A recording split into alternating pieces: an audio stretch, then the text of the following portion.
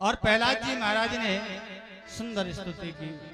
अब लक्ष्मी जी से देवता कहने लगे कि देवी, आज तक मैंने भगवान के इतने अवतार देखे हैं, लेकिन जितना इस अवतार में वो क्रोधित दिखाई दे रहे हैं, इतना क्रोध मैंने आज तक देखा नहीं। जाओ अपने स्वामी को मनाओ।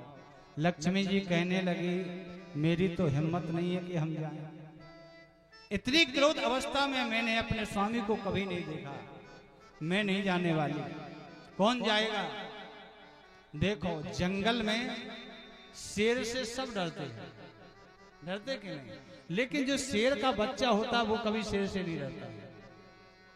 इसी प्रकार से लक्ष्मी जी कहने लगी, सब डरते हैं, देवता डर रहे हैं, स्वयं मैं भी डर रही हूं, लेकिन जो उनका भक्त है वो नहीं डरेगा। उसी से प्रार्थना करो कि वो मनाए।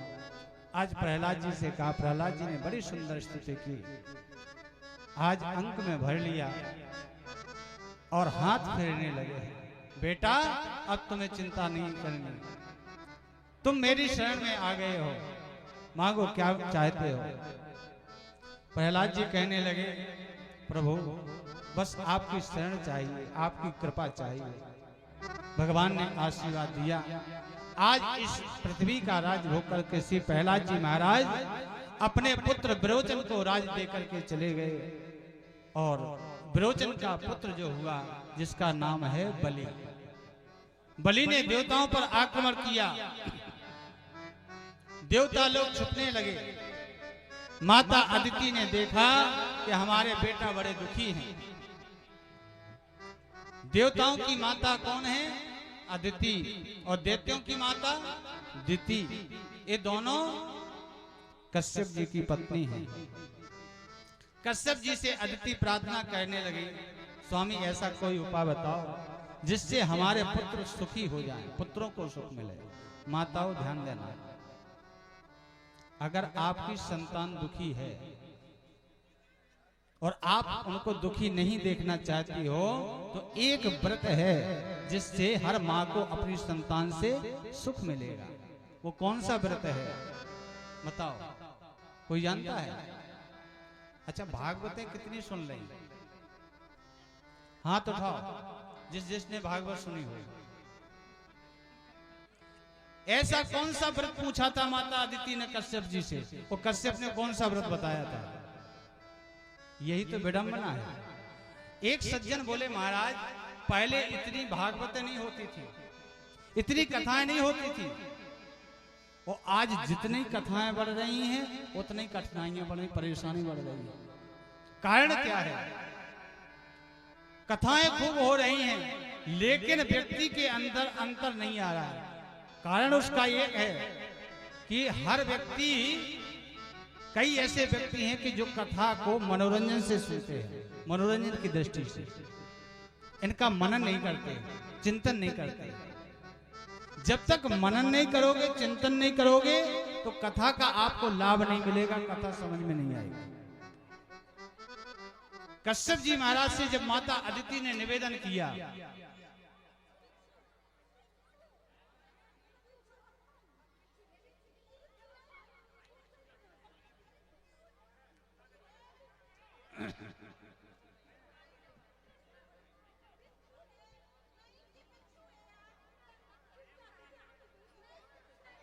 हमने निवेदन किया था कि सबको भय लगता है, भय सबको सताता है।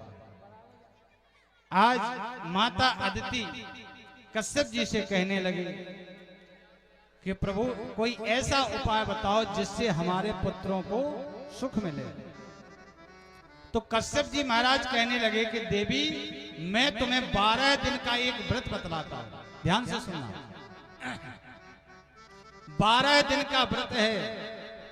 ये फाल्गुन के महीने में शुक्ल पक्ष में किया जाता है, प्रतिपदा से शुरू होता है, परमासी, और त्रयोदशी को इसका उद्यापन होता है। तो कश्यप जी कहने लगे कि प्रतिपदा से लेकर के त्रयोदशी तक यह व्रत होगा।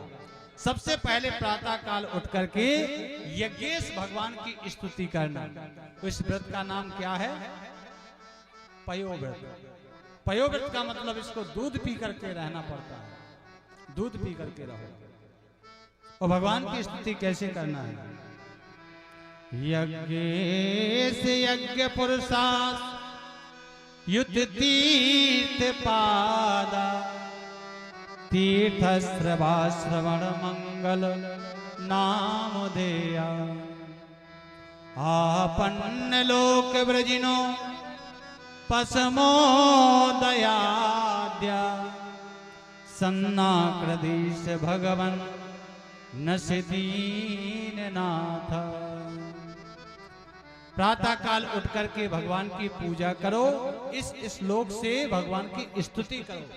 जो भी पतिव्रता नारी अपनी संतान के लिए ये व्रत करती है, उसकी संतान को अवश्य ही सुख प्राप्त होता है। आज जैसे ही व्रत किया अदिति ने, तो ठीक भगवान ने अवतार लिया। भादों का महीना शुक्ल पक्ष की द्वादशी के दिन में 12 बजे अभिजीत मुहूर्त में वामन भगवान अदिति के महल में प्रकट हुए। बोलिए वामन भगवान की जय। वामन भगवान जैसे प्रकट हुए, माने अपनी करुणा बरसाई, मैं कुछ देना चाहती हूँ। तुरंत ही माँ अदिति ने कौपीन पहना दिया। अदिति को जब कौपीन पहनाते हुए देवताओं ने देखा तो बृहस्पति जी आए। बृहस्पति जी ने प्रभु को जनेऊ धारण करवा दिया। दिशाओं ने देखा कि जब बृहस्पति ने जनेऊ पहनाया तो हम इस अवसर को क्यों गंवाएं। आए तुरंत प्रभु को एक छत्र दे दिया। ब्रह्मा जी ने कहा प्रभु ने आज अवतार लिया है, हम ही सेवा से वंचित क्यों हो जाएं। तो ब्रह्मा ने कमंडल दे दिया। सप्तऋषि आए तो सप्तऋषियों ने भगवान को कुशा और खड़ाऊ प्रदान कर दी। भगवती उमा ने वामन भगवान को भिक्षा पात्र दे दिया। ये सारी सामग्री लेकर के वामन भगवान चले। माता अदिति कहने लगे प्रभु अभी आप प्रकट हुए, अभी जाने लगे, अभी मुझे माँ का जो दुलार होता है वो तो करने दो। वामन भगवान कहने लगे माँ पहले जिस हेतु तुमने व्रत किया है, पहले मैं वही मनोकामना पूरी करूंगा तुम्हारे लिए। तुरंत ही जहां पर राजा बलि यज्ञ कर रहा था, तुरंत यज्ञ भूमि में पहुंचे। बलि ने जब भगवान को देखा तो कहने लगा स्वागतम ते नमस्तुभ्यं ब्रह्मन् किं करवामुते ब्रह्मस्त्रीणां तपा साक्षात् मन्ये त्वार्यपपुर्धरम्। आइए ब्रह्मण देवता आपका स्वागत है। स्वागत के लिए आया। महाराज बलि की पुत्री रत्नावली दरवाजे पर खड़ी है। जैसे सुंदर बालक को देखा आंखों में आंसू। प्रभु अगर मुझे ऐसा बालक दिया होता तो मैं अपना स्तनपान करवाती मां बन करके। भगवान उसकी भावना को समझ गए। कहने लगे प्रभु कि देवी अभी तो मैं तुम्हारी मनोकामना पूरी नहीं कर सकता, लेकिन द्वापर में मैं कृष्ण बन करके आऊंगा और तुम पूतना बनेगी और तेरा मैं स्तनपान करने के लिए अवश्य आऊंगा। आज रत्नावली ने मन ही मन भगवान को प्रणाम किया। भगवान सीधे यज्ञशाला में पहुंचे और बलि ने देखा ब्राह्मण देव की पूजा की। ब्राह्मण देव बताओ क्या चाहिए। गा कांचनम गुणवद धाम मृष्टम तथा नपेय मुतवा विप्र कन्या। हे ब्राह्मण देव सोने का महल दे दूं। गा कांचनम गुणवद धाम मृष्टम, क्या मैं सोने का महल दे दूं? वा विप्र कन्या, किसी सुंदर कन्या से आपका विवाह करवा दूं? बताओ क्या चाहिए राजा बलि के यज्ञ में आप जो पधारे हैं। वामन भगवान कहने लगे ना हमें तुम्हारा सोने का महल चाहिए, ना हमें किसी कन्या से विवाह करवाना है। लेकिन महाराज एक बात बताओ, आपने विवाह की चर्चा क्यों की? विवाह से तो सब परेशान है। बोलो राधे राधे। एक सज्जन का विवाह हुआ, बिटिया हिलकियां भर भर के रो रही थी। गाड़ी में बैठे भाई साहब भी रोने लगे, दूल्हे राजा। तो उसके मित्र ने पूछा, भैया तुम क्यों रोते हो? वो तो अपना घर द्वार छोड़ करके, सखियों को छोड़ करके, माता पिता को छोड़ करके जा रही है, तो रोना उसका स्वाभाविक है, लेकिन आप क्यों रो रहे हो? वो कहने लगा, भैया ये अपने माँ बाप छोड़ के जा रही है, सखियां छोड़ के जा रही है, घर द्वार छोड़ के जा रही है, यही तो मुझे भय है, यही तो मुझे डर है कि ये छोड़ के जा रही हो, कहीं इसने हमारे माँ बाप ना छोड़वा दे। तो हम तो प्रार्थना करते हैं कि पनवेशी इसको तो रोना है एक बार, लेकिन हमें तो जिंदगी भर रोना है। बोलो राधे राधे। तो भगवान कहने लगे कि विवाह बड़ा कठिन है, आप विवाह के लिए कहे हो, तो राजन बताइए कि विवाह होगा? बोले हाँ करवा देंगे। संतान होगी? बोले होगी। बोले 10-20? बोले 10-20 भी हो सकती है। बोले एकाध मर जाए? तो वे मर भी सकती है। भगवान बोले तो जब मर जाएगी संतान तो फिर रोना पड़ेगा। बलि कहने लगा, रोने वाले पड़ोसी नहीं आएंगे, आपको ही रोना पड़ेगा। भगवान बोले तो हमें विवाह नहीं करना, जिस विवाह में रोना पड़े वो काम ही काहे को करो, हम विवाह नहीं करेंगे। हमें चाहिए तो सिर्फ 3 पग पृथ्वी चाहिए महाराज। राजा बलि बामन को देखने लगा, कहने लगा, तुम जितने छोटे हो उतनी छोटी तुम्हारी बुद्धि है। अरे तुम एक राजा बलि के पास आए हो, एक महादानी के पास आए हो, और तुमने मांगा तो सिर्फ 3 पग पृथ्वी मांगी। हमारी अपकीर्ति फैलेगी कि राजा के यहाँ गए, बलि के यहाँ, और 3 पग उसने पृथ्वी दे पाई एक ब्राह्मण के लिए। मेरी बात मानो, विचार करो, थोड़ी देर विचार करके बता देना। बामन भगवान कहते हैं, मैं एक बार कहता हूं, मैं संतुष्टि ब्राह्मण हूं, 3 पग पृथ्वी ही लूंगा और मुझे कुछ नहीं चाहिए। बलि कहने लगा, मान जाओ। भगवान कहने लगे, नहीं, तस्मात् त्वत्तो महीमीषद् वृडेऽहं वरदर्शभा पदानि त्रीणि देत्रेन्द्र संमितानि पदा मम। 3 पग पृथ्वी, पदानि त्रीणि देत्रेन्द्र, हे देतराज मुझे केवल 3 पग पृथ्वी दीजिए आप, मुझे कुछ नहीं चाहिए। बोले ठीक है, जैसी तुम्हारी इच्छा। बोले तो महाराज संकल्प करो। सबसे पहले हमारे आचार्य जी, हमारे यजमान जी से संकल्प करवाते हैं। कितने को कराते, कितने धैर्य को पड़ेगा। बड़े उदार यजमान हैं, बड़े सीधे साधे सरल हैं, और इनका तो परिवार ही पूरा सरल है। हमने देखा तो हम बड़े खुश रहते हैं। वो आप लोग ये नहीं समझना कि हम यहाँ नहीं रहते तो हम सब सुनते रहते हैं, सब सूचनाएं मिलती रहती। बड़ा उदार परिवार है। भगवान इस परिवार पर हमेशा अपनी दया बनाए रखे। तो आज कहा कि पहले संकल्प करना पड़ेगा।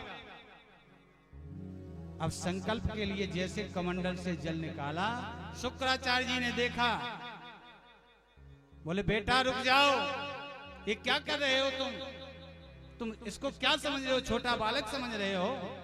छोटा ब्राह्मण समझ रहे हो? ये 3 पग में तुम्हारा सब कुछ ले जाएगा, तुम्हें छलने के लिए आया है। राजा बलि से शुक्राचार्य जी कहने लगे, ये सब कुछ ले जाएगा। बलि कहने लगा, गुरुदेव आप ही कहते थे कि कोई अपने यहाँ ब्राह्मण आ जाए, जो मांगे तो दे देना, तो मैंने आज आपकी आज्ञा का पालन किया है और मैंने वचन दे दिया है कि 3 पग पृथ्वी दूंगा। तो गुरुदेव आज मेरा वचन भी नहीं टल सकता है। शुक्राचार्य जी बोले, महाराज क्यों? बोले अगर मैं अपने वचन से बदल जाऊंगा तो मुझे महापाप लगेगा। शुक्राचार्य जी महाराज कहने लगे, 6 जगह झूठ बोलने पर पाप नहीं लगता है। वो 6 जगह कौन कौन सी हैं?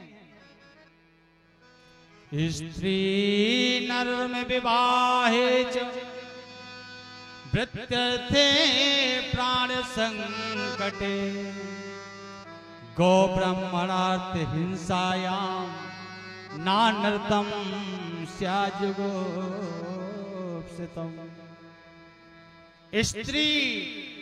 स्त्रियों के बीच में बैठे हो, झूठ बोल जाओ, पाप नहीं लगेगा।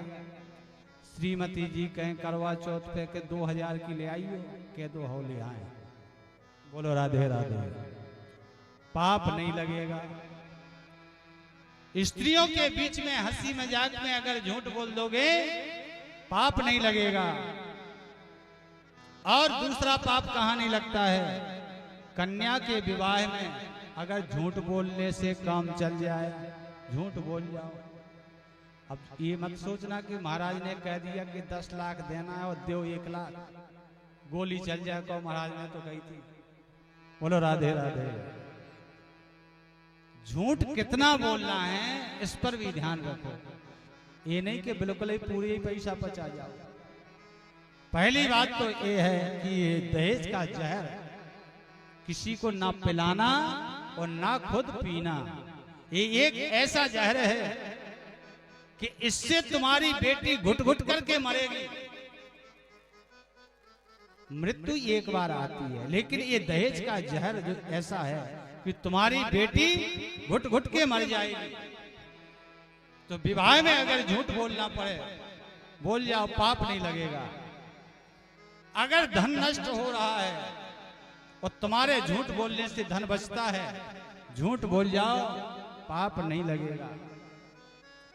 किसी के अगर प्राण संकट में हैं और आपके झूठ बोलने से प्राण उसके बचते हैं, झूठ बोल जाओ प्यारे, पाप नहीं लगेगा।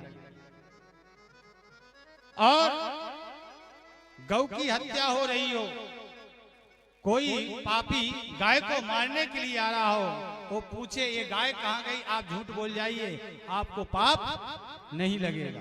किसी ब्राह्मण पर अत्याचार हो रहा हो, आप झूठ बोल जाओ, पाप नहीं लगेगा। धर्म की रक्षा के लिए अगर आपको झूठ बोलना पड़े, झूठ बोल जाओ, पाप नहीं लगेगा। शुक्राचार्य जी बोले तुम्हारा स्वयं का धन नष्ट हो रहा है।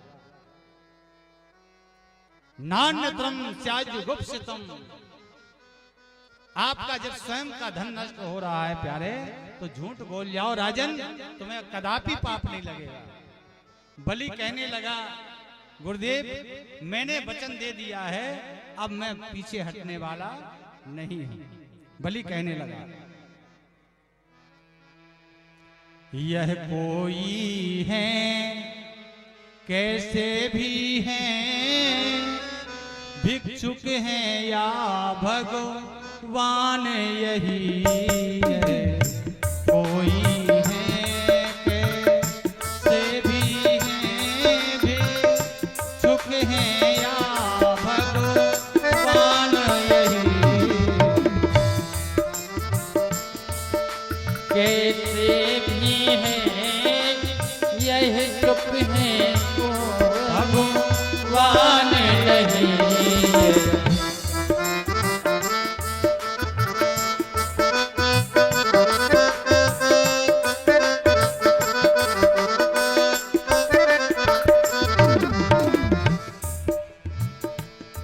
छलिया है या ये कोई भी हो, छलिया है या निश्चल कोई पर अपने तो मेहमान यही। छलिया है या निश्चल है कोई पर अपने तो भगवान यही। छलिया है तो पर अपने तो मेहमान यही।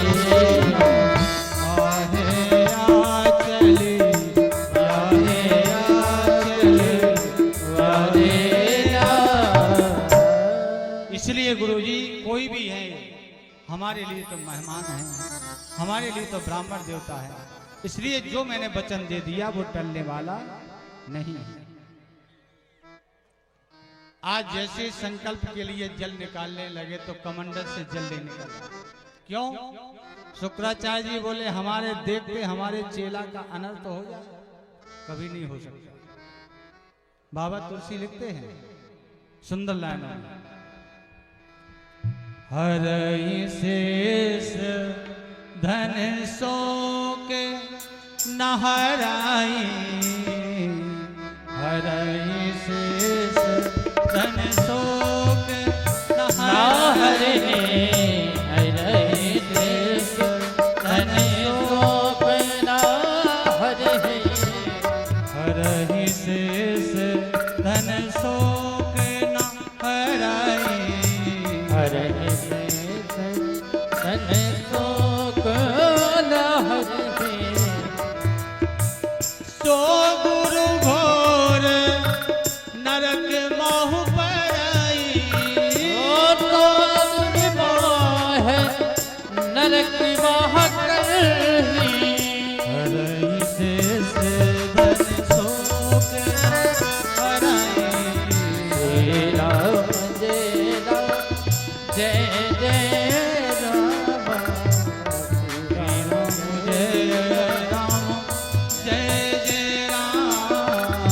जय राम जय राम जय जय राम, जय राम जय राम जय जय राम,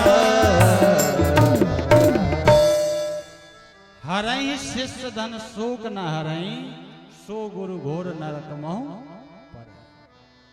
वो गुरु नरक का गामी होता है जो केवल अपने शिष्य का धन हरता है, उसके कष्टों को दूर नहीं करता है। ऐसे गुरु को नरक की प्राप्ति होती है। शुक्राचार्य जी बोले मेरे जीते जी तुम्हारा अनहित नहीं होने देंगे। आज उस कमंडल के छिद्र में बैठ गए। बोले जब जल नहीं निकलेगा संकल्प कैसे होगा? पंडित जी बोलते हैं आचार्य जी, हस्ते अक्षत पुष्पाणि जलम गृहीत्वा संकल्पम कुर्युः। जल की आवश्यकता होती है। जब जैसे जल नहीं निकला, वामन भगवान कहने लगे क्यों बलि जल नहीं निकल रहा है? बोले ना जाने क्या होगा। भगवान कहने लगे कमंडल मुझे लाओ। भगवान ने कमंडल लिया और शुक्राचार्य जी बैठे थे। भगवान ने निवेदन किया, गुरुजी हमारे कार्य में बाधा मत डालो, हमको अपना काम करने दो। शुक्राचार्य जी कहने लगे कि मैं मर जाऊंगा लेकिन शिष्य का अनहित नहीं होने दूंगा। बार बार भगवान ने समझाया, शुक्राचार्य जी नहीं माने। तब भगवान ने अपनी झोली से एक सीख निकाली। बोले शुक्राचार्य जी देखो, जिस सीख का बाण है कहीं पर भी लग सकता है, इसलिए आप बाहर आ जाओ। गुरुजी बोले मर जाऊंगा लेकिन चेला का अनहित नहीं होने दूंगा। बार बार समझाने पर शुक्राचार्य जी जब नहीं माने, भगवान ने जैसे उस छिद्र में वो सीख डाली तो आज शुक्राचार्य जी महाराज का बाया नेत्र गोविंदाय नमो नमः सिंगल फेस के हो गए। भगवान कहते हैं जो मेरे कार्य में बाधा डालता है उसको दंड अवश्य मिलता है। आज जैसे जल निकाला, संकल्प हुआ, भगवान ने आज पहले पैर में अतल वितल सुतल तलातल रसातल महातल सातों तल नाप लिए। दूसरे पैर में तीनों लोगों को नाप लिया। अब भगवान कहते हैं तीसरा पैर कहां रखूं? ये तो दो पैर हो, तीसरा मैं कहां रखूं? बलि कहने लगा प्रभु एक बात बताओ, दान बड़ा होता है कि दान करने वाला बड़ा होता है? भगवान कहने लगे जो दान करता है वो बड़ा होता है। तो बोले प्रभु अभी तुम्हारा ये शिष्य है, इसके सिर पर अपना पैर रख दो। भगवान ने जैसे ही सिर पर पैर रखा, आज राजा बलि के आंखों से आंसू की झड़ी लग गई और कहने लगा परमात्मा ने कितनी दया की कि जिस चरणों को धोने के लिए त्रेता में आज केवट याचना कर रहा है, गिड़गिड़ा रहा है, और आज मुझे प्रभु स्वयं अपना चरण दे रहे हैं। जिस चरण को छूने के लिए आज सुदामा जब चौथे जन्म में, जब दूसरे जन्म में कछुआ बने, तब वो जाकर के भगवान के चरणों को छूना चाहते थे, लेकिन शेषनाग उनको बार बार जल में धकेल दिया करते थे। जिन चरणों को पाने के लिए आज लक्ष्मण जी और माता जानकी के बीच में आज जो विवाद हुआ, वो आज मेरे कितने बड़े भाग्य हैं कि मेरे सिर पर स्वयं परमात्मा अपने चरणों को रखे हुए हैं। बलि ने क्या किया, अपना सिर हिलाना प्रारंभ कर दिया। भगवान बोले सिर क्यों हिला रहे हो, हम गिर जाएंगे। आज बलि कहने लगा कि तुम संसार को गिराने वाले हो, तुम्हें कौन गिराएगा। अगर ज्यादा डर लगता हो, बलि ने सोचा कि चरणों की सेवा तो मिल गई, चरण तो मिल गए, लेकिन भगवान ने अभी तक आशीर्वाद नहीं दिया है, अपने हाथ नहीं रखा है, तो सिर को हिलाने लगा। वामन भगवान ने कहा सिर क्यों हिला रहे हो। बलि कहने लगा प्रभु अगर तुम्हें ज्यादा डर लगता है तो दोनों हाथों से हमारा सिर पकड़ लो। आज राजा बलि का सिर भगवान ने जैसे दोनों हाथ रखे हैं गदगद हो गया कि गदगद होकर चरण पर कि गिरा भूप हर्षाय। वो बोला प्रभु बस वचन की आन न जाने पाए। भगवान प्रसन्न हुए, बोले हम तुमसे बहुत प्रसन्न हैं, तूने तो अपना पूरा शरीर ही निछावर कर दिया। बलि कहने लगा प्रभु अगर देना चाहते हो तो बस यही वरदान दो कि जो मैं वचन बोल दूं उसकी आन कभी जाने ना पाए, अपने वचन का पक्का बनूं। भगवान बोले तो मांगो, और क्या मांगना चाहते हो। प्रभु मैं कुछ मांग नहीं सकता, अब क्या मांगू मैं आपसे। प्रभु मैं कुछ मांग नहीं सकता, ऐसे त्रिभुवन अधिकारी से। प्रभु मैं कुछ मांग नहीं सकता, ऐसे त्रिभुवन अधिकारी से। प्रभु मैं कुछ मांग। बलि कहने लगा महाराज एक बात बताओ कि देने वाला बड़ा होता है, दान करने वाला कि भिखारी बड़ा होता है। भगवान कहने लगे कि जो दान देता है वो बड़ा होता है। तो बोले दान देने वाला मैं हूँ, भिखारी बनकर के आप आए हो। और भिखारी अगर कहने लगे कि मुझसे मांगो तो ये मर्यादा कहती है कि भिखारी से हम क्या मांगे। परो मर्यादा कहे, मर्यादा तो कहती है कि याचक जो आता है तो देने वाला जो होता है तो याचक छोटा होता है, छोटे से बड़ा व्यक्ति कैसे मांगे। परो मर्यादा कहे रही यहाँ क्या मांगू भीख भिखारी से। मर्यादा कहे रही यहाँ क्या मांगू भीख भिखारी से। मर्यादा पर मर्यादा पर मर्यादा। भगवान हंसने लगे, भगवान कहने लगे मैं जानता हूं तू मांग नहीं सकता है, लेकिन मैं तुझे देता हूं।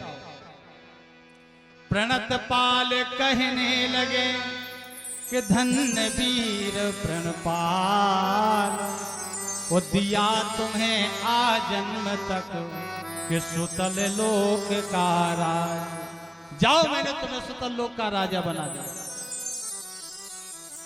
बलि चरणों में गिर पड़ा, बोले प्रभु राजा तो बना दिया, लेकिन राजा का मंत्री भी तो होना चाहिए। भगवान कहने लगे तो कहना क्या चाहते। बोले महाराज राजा जो होता है उसको द्वारपाल की जरूरत होती है, इसलिए राजा बनने के लिए मैं तब तैयार होऊंगा जब आप मेरे द्वारपाल बन जाओ। अगर आपने मुझे राजा बना दिया तो आप द्वारपाल बनिए। भगवान बंध गए, बलि को बांधने के लिए आए थे और स्वयं बंध गए। बलि से कहने लगे प्रभु कि ठीक है, मैं तुम्हारा द्वारपाल बनने के लिए तैयार हूं। द्वारपाल बनने के लिए भगवान सुतल लोक में चले गए। लक्ष्मी जी कहने लगी, प्रभु मैं कैसे रहूंगी? देवताओं के पास रोते हुए गई। देवताओं ने कहा, एक काम करो, अब वो तो द्वारपाल बन ही गए, तुम्हें हम उपाय बताते हैं। उपाय क्या है? श्रावण मास की पूर्णिमा आ रही है। श्रावण मास की पूर्णिमा आ रही है। इस दिन तुम राजा बलि को रक्षा सूत्र बांधना, और जब वो रक्षा सूत्र बंधवाएगा, वो कहेगा, बहन तुम मांगो, क्या मांगना चाहती हो, तब अपना द्वारपाल मांग लेना। ये उपाय तुम्हारे लिए मैं बताए देता। माता लक्ष्मी श्रावण मास की पूर्णिमा के दिन राजा बलि के यहाँ गई। बोले, भैया भैया। जैसे भैया भैया की आवाज सुनी, तुरंत ही राजा बलि आए। बोले, कौन बहन है? देखा लक्ष्मी जी को। आप कौन हो? भैया मैं तुम्हारी बहन हूं, लक्ष्मी नाम है। बलि कहने लगा, तुमने आज पहली बार मुझे भैया बुलाया, इसलिए मैंने तुम्हें बहन मान लिया। आओ बहन, बिठाया। किस लिए आना हुआ बहन? लक्ष्मी जी कहने लगी, भैया आज पूर्णिमा का दिन है, मैं चाहती हूं कि तुम्हारी रक्षा के लिए मैं रक्षा सूत्र बांधूं। इस रक्षा सूत्र से जो भी बहन भाई को रक्षा सूत्र बांधेगी, उसका कर्तव्य है भाई का कि उस बहन की रक्षा करे। आज जैसे ही रक्षा सूत्र बांधा लक्ष्मी ने, हे न बद्धो बलि राजा दानवेंदो महाबला तेन त्वामनु बदनामी रक्षे मां चलो मां चलो। बलि ने वचन दिया कि बहन मैं तुम्हें वचन देता हूं कि मैं तुम्हारी तत्पर रक्षा करूंगा, और मांगो क्या मांगना चाहती है। लक्ष्मी जी कहने लगे, भैया आपने कह तो दिया कि क्या मांगना चाहते हो, जो मैं मांगूंगी क्या मुझे मिलेगा? बलि कहने लगा, बहन हमारे दरवाजे से आज तक कोई निराश होकर के नहीं लौटा है। ये बलि का वचन रहता है कि जो बलि कह देता है वो करता है। तो भैया आपसे एक प्रार्थना है कि जो तुम्हारा दरबारी है ना, उसको दे दो आप। राजा बलि कहने लगा कि बहन तूने ये क्या मांग लिया? मेरा सर्वस्व ले जाओ, मेरा राजपाट ले जाओ, मुझे कोई दिक्कत नहीं, कोई परेशानी नहीं है, लेकिन तुम मेरे द्वारपाल को मत मांगो।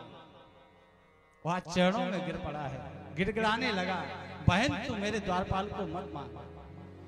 भगवान ने देखा, भगवान कहने लगे, बलि तेरे जैसा आज तक ना तो कोई दानी हुआ है, इसलिए हम तुझ पर बहुत प्रसन्न हैं। एक काम करो,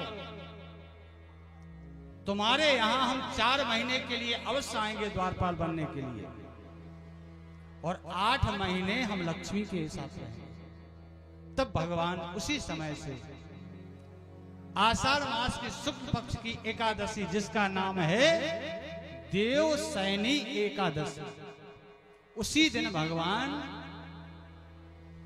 माता लक्ष्मी को छोड़ करके किसके दरबार में पहुंचते? महाराज बलि के।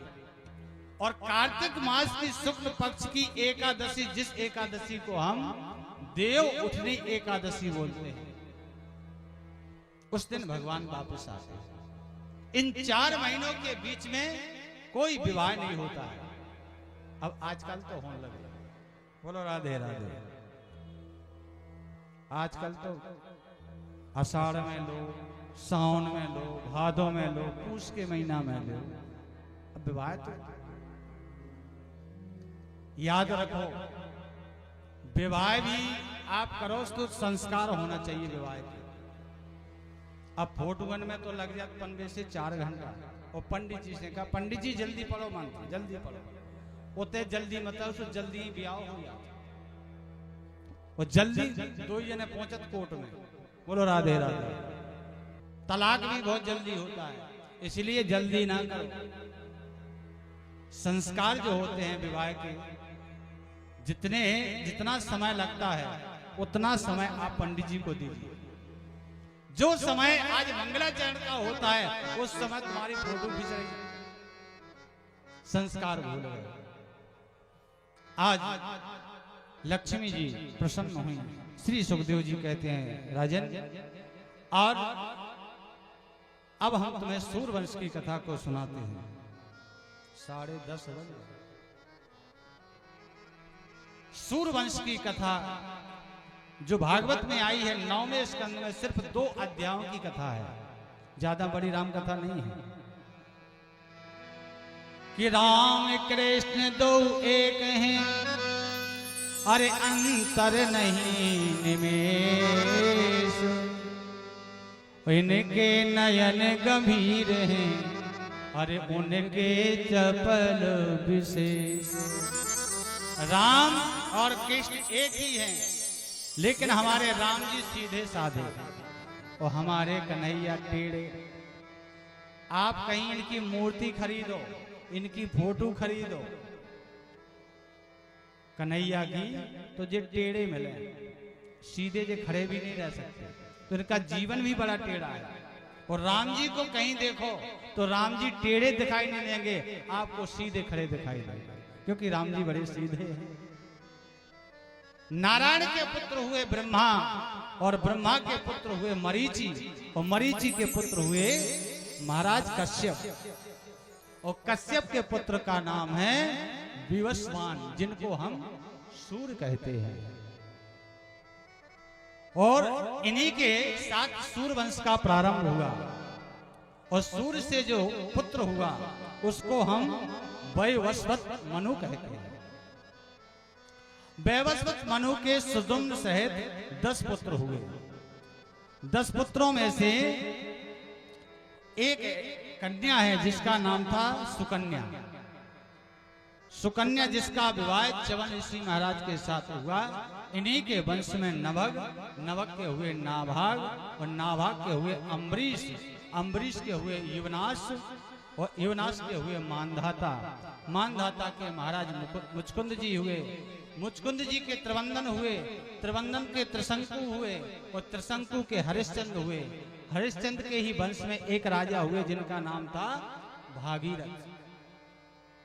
भागीरथ के वंश में रोहित के बाद श्रुत हुए, श्रुत के बाद नाभ, नाभ के बाद सिंधुदीप, सिंधुदीप के बाद अयुतायु, अयुतायु के बाद श्रुतायु, श्रुतायु के बाद सर्वकाम, सर्वकाम के बाद सौदास, सौदास के बाद मदयंती, मदयंती के बाद अस्मक, और अस्मक के बाद मूलक।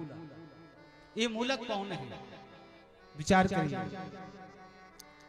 एक समय जब परशुराम जी महाराज ने 21वीं बार क्षत्रियों को इस पृथ्वी से विहीन कर रहे थे, एक बालक बचा था केवल, जिसका नाम था मूलक। वो दौड़ता दौड़ता गया, और जहां ब्राह्मणों की स्त्रियां स्नान कर रही थी, जाकर के उनसे याचना की कि मुझे बचा लो, मुझे परशुराम जी मारना चाहते हैं। ब्राह्मण की स्त्रियों को दया आ गई, उन्होंने छुपा लिया। जब परशुराम जी वहां से निकले, परशुराम जी ने पूछा क्यों यहाँ कोई बालक आया, तो ब्राह्मण स्त्रियां झूठ बोल गई, बोले यहाँ कोई बालक नहीं आया। परशुराम जी निकल गए। इन्हीं से ये क्षत्रिय वंश चला।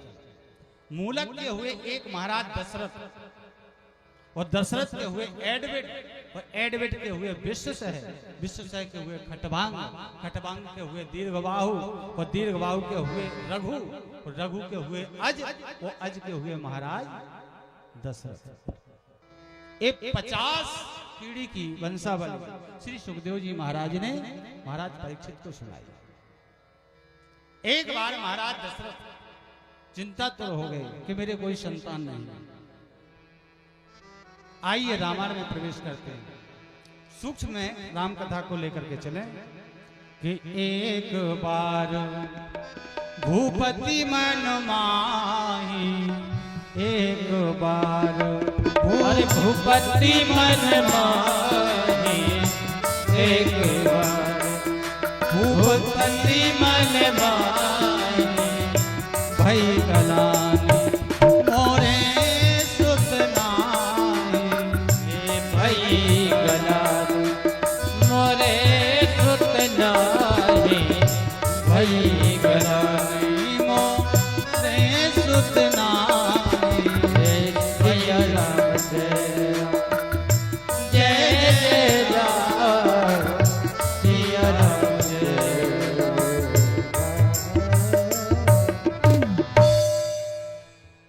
वशिष्ठ जी महाराज को अपना कष्ट सुनाया। वशिष्ठ जी ने कहा, राजन, श्रृंगी ऋषि को बुलाओ, यज्ञ करवाओ, उस यज्ञ से तुम्हें संतान प्राप्त हो। श्रृंगी ऋषि वशिष्ठ बुलावा, पुत्र का यज्ञ करावा। श्रृंगी ऋषि आए, यज्ञ हुआ, अग्नि से अग्निदेव प्रकट हुए। उन्होंने प्रसाद दिया। आधा प्रसाद कौशल्या को आधे से 2 भाग किए। एक भाग कैकेयी को दिया, दूसरा सुमित्रा को दिया। समय आने पर भगवान आज महाराज दशरथ के आंगन में प्रकट हो रहे हैं। आइए सब स्तवन करें भगवान का कि नौमी तिथि मधुमास पुनीता, नौमी तिथि मधुमास पुनीता। अरे नौमी तिथि मधुमास पुनीता, नौमी तिथि मधुमास पुनीता, नौमी तिथि मधुमास पुनीता। शुक्ल पक्ष अभिजित हरिप्रीता, अरे शुक्ल पक्ष अभिजित हरिप्रीता, शुक्ल पक्ष अभिजित हरिप्रीता, ओ शुक्ल पक्ष अभिजित हरिप्रीता। सिया राम जय राम, जय जय राम, सिया राम जय राम, जय जय राम। बोलिए गोविंद भगवान की जय हो। आज दशरथ के आंगन में भगवान श्री राम का प्राकट होता है। बोलिए राघव सरकार की जय हो, लक्ष्मण भैया की जय हो, भरत भैया की जय हो, शत्रुघ्न भैया की जय हो। आज चारों लाला प्रकट हुए हैं। आज सभी नर नारी बड़े खुशी हैं, बधाइयां गाई जा रही हैं। आइए हम सब मिलकर के एक बधाई के साथ भगवान के जन्मोत्सव को मनाएं। अरे जन्मे राम सलोना, आप लोग गाओ के हम ही गाओ। 4 घंटा को ठेका महीने लो गाओ, आप लोग गाओ के सुन। अरे जन्मे राम सलोना, अवधू में जन्मे राम सलोना, अवधू में जन्मे राम सलोना, जन्मे राम सलोना। सभी गाइए, नाचिए। जन्मे राम सलोना, राघव सरकार की जन्मे राम सलोना, अवध में जन्मे राम सलोना, जन्मे राम सलोना, अवधू में जन्मे राम सलोना, अवधू में जन्मे राम सलोना, अवध में जन्मे राम सलोना।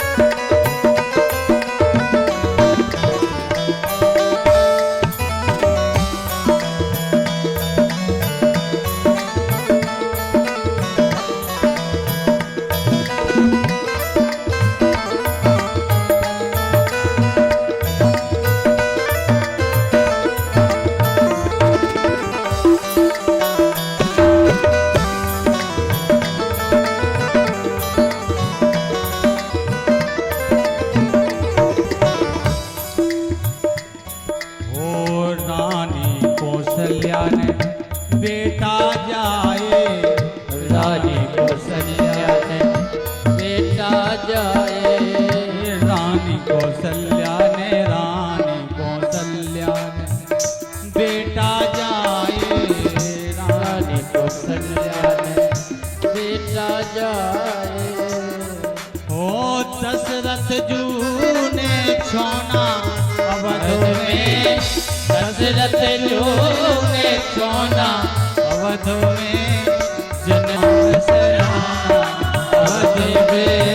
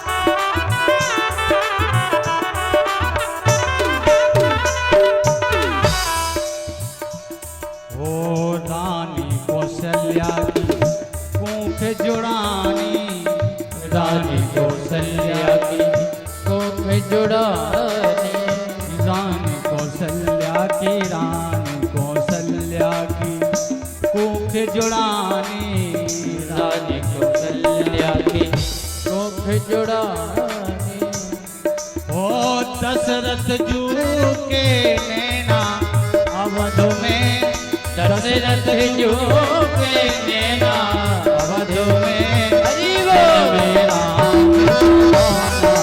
अवध में जन्मे राम सलोना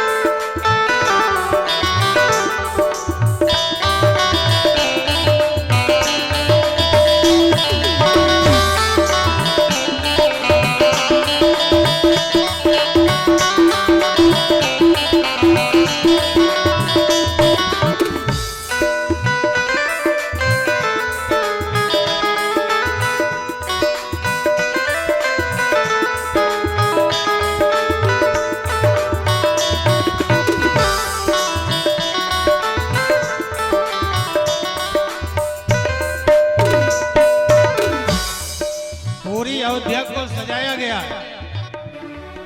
ओ बंधनों वार बंधे दरवाजे बंधन पार बंधे दरवाजे बंधन वार हाँ बंधनों वार बंधे दरवाजे बंधन पार बंधे दरवाजे अरे कलश धरे दो कोना अवध में कलश धरे दो कोना अवध में जन्मे राम सलोना अवध में जन्मे राम सलोना अवध में जन्मे राम सलोना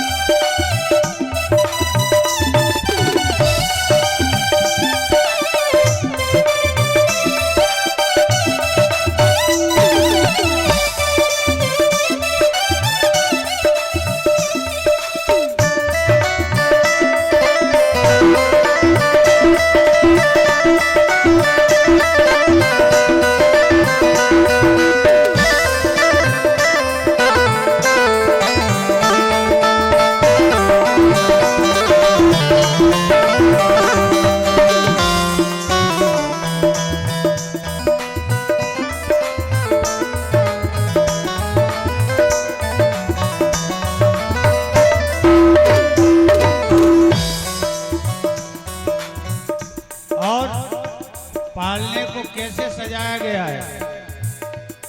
ओ हीरा मोती अरे हीरा मोती जड़े पलना में हीरा मोती जड़े पलना में हीरा मोती हाँ हीरा मोती जड़े पलना में हीरा मोती जड़े पलना में अरे नजर लगे ना टोना अवध में नजर लगे ना टोना अवध में जय हो जन्मे राम सलोना अवध में जन्मे राम सलोना राम सलोना अवध में जन्मे राम सलोना अवध में जन्मे राम सलोना अवध में जन्मे राम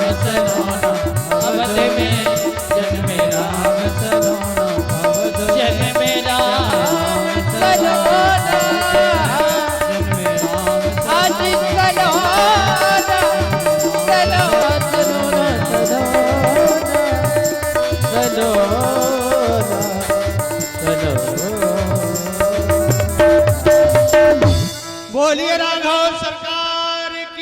जय हो।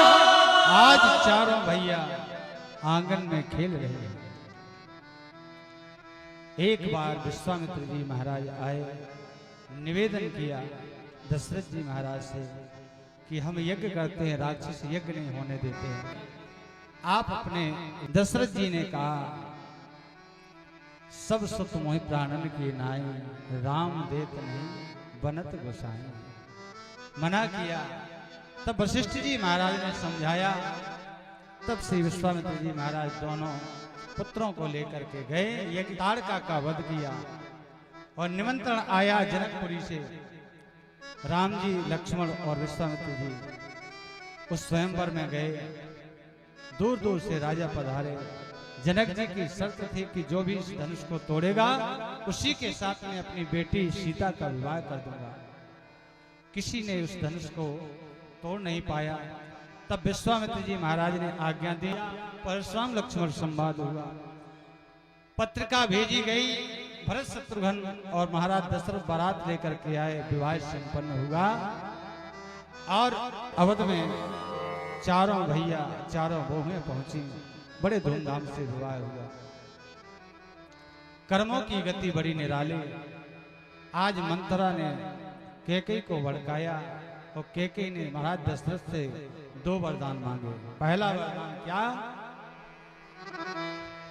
कि सुनहु प्राण प्रिय भावत जी का, सुनहु प्राण प्रिय अरे भावत जी का सुनो प्राण, भावत जी का सुनो प्राण। सुनहु प्राण प्रिय भावत जी का, सुनो प्राण प्रिय भावत जी का। देहूं एक बर, देहूं एक बर भरतहि टीका, देहूं एक बर भरतहि टीका, देहूं एक बर भरतहि टीका, देहूं एक। दूसरा वरदान क्या मांगा कि तापस वेश विशेष उदासी, कि 14 बरस राम वनवास। पहले मैं अपने बेटे को लिखी, बहुत विस्तार कर दिया। बोले अगर हमें लिखने का मौका मिलता ना तो बोले हम 4 लाइन में लिख देते रामायण को। दूसरा बोला कैसे लिखते, वो बोला बोले 2 व्यक्तियों की लड़ाई है सिर्फ उस रामायण में। बोले एक क्षत्रिय एक बामुन्ना, बोले एक क्षत्रिय एक ब्राह्मण, बोले एक रावणना, बोले एक राम जी और एक रावण। बोले विवाद किस बात का था, विवाद सिर्फ एक ही बात का है। बोले उनने उनकी नारी हरी, सो उनने उनकी नाश करी, सो तनक बात को बातन्ना, सो तुलसी लिख गए पोथन्ना। बोले सिर्फ बात इतनी है। बोले उनने उनकी नारी का हरण किया, बदले में उन्होंने पूरे वंश का विनाश कर दिया। बोले ना नारी को हरते ना उनका विनाश होता। और इतनी रामायण लिखने की क्या आवश्यकता। लेकिन बाबा तुलसी ने लिखा है कि हरि अनंत हरि कथा अनंता, कि कहीं सुनहि बहु विद सब संता। कि हरि अनंत हरि कथा अनंता, कहीं सुनहि बहुविधि सब संता। हरि अनंत हरि कथा अनंता, कहीं सुनहि बहु विधि सब संता। हरि अनंत हरि कथा अनंता कहे सुने बहुविध सब सरता। ये भगवान की कथा चाहे जितना विस्तार कर दो समय कम पड़ जाएगा।